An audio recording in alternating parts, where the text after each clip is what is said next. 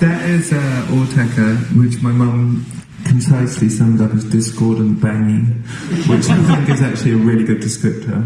Maybe we should get your mum up for this one to tell us. No, because that's exactly what it is, I think, essentially. But I happen to like discordant banging. And Autechre...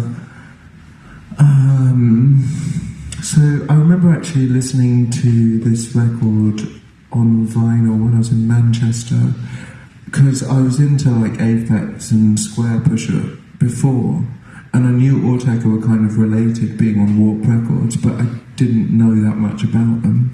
So I went, saw it had just come out, and went to the record store, listened to it on vinyl, and was flicking through it, you know, as you do when you're listening to things on a turntable.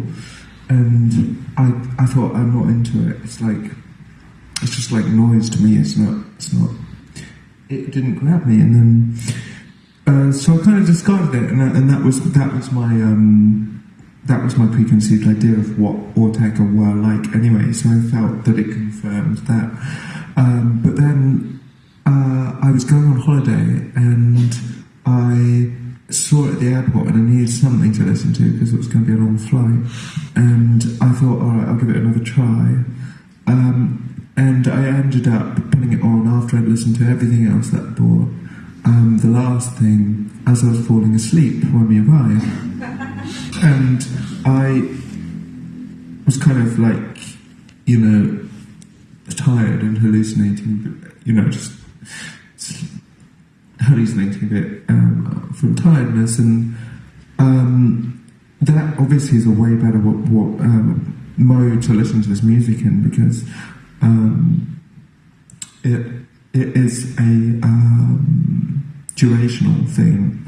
It's what's important about it, for me at least, is the way that it morphs over time, the way that your brain can latch on to certain sounds, certain rhythms, and then they will morph and you can follow them. And I think of it like organic creatures evolving, changing, morphing. There's lots of little stories happening within it, and that's kind of a way of creating electronic music that Autechre have pioneered and continue to go further down the path with every new thing they release, and particularly the live shows as well. They're someone that does the live show amazingly well, in that every show is unique, and it's so alive, and it will often be music material that nobody's heard. So I think they've done a lot of amazing work in terms of like disregarding every single convention of music in terms of melodically, rhythmically, the way it's put together, the way they think about instrumentation and all of that.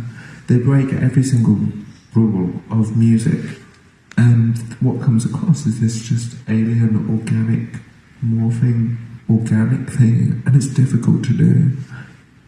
That's what makes the difference, is like, you know, noise music, a lot of it anyone could make, but if you try and make a track like Autechre, you'll get bored of it after you know, a minute or something, because there's not the right amount of changes happening, there's not the right amount of modulations happening, and they're obviously like synthesis experts, computer programmers, and have really gone inside it and tried to, like, you know, manipulate the way the instruments are working.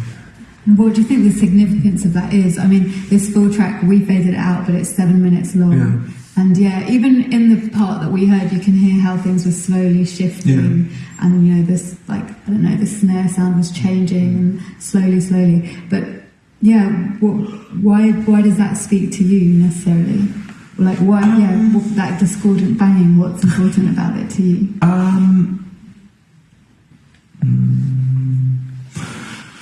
Well, I think when I saw it in a live context, it was basically, it just does what I want music to do in terms of breaking out of traditional pop structures, although I kind of like that too, but it's like, I don't know what's important. It's because it's so iconoclastic, you think, right? That it's therefore significant. No, not because it's not pointless in that it's just being difficult for the point of it. I think it really is my favourite music to listen to. It makes me every time I listen to Autechre, I feel excited about the possibilities of music, and that's why I like to go into it, because every new thing they release, it just reminds me like music can move in so many amazing spaces that it hasn't even touched on yet.